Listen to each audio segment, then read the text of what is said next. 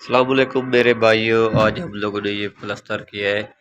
ये आपको धारे दिखा रहा हूँ, ये देखिए। ठीक है,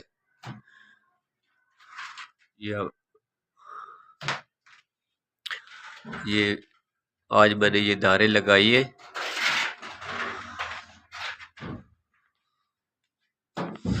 ठीक है, ये सारी, ये भी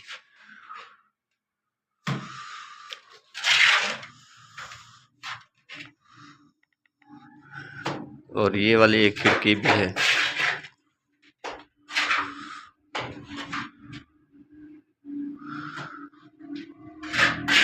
ठीक है,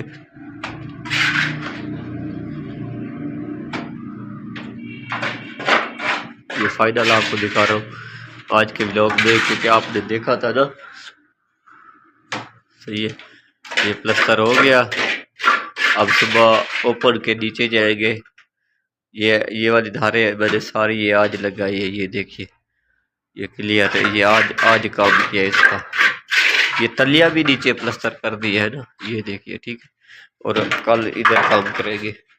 वो नीचे जो धारे बची हुई है नीचे, ये सारी इस तरफ भी ये ओपन है। हाँ, ठीक है, ये देखिए,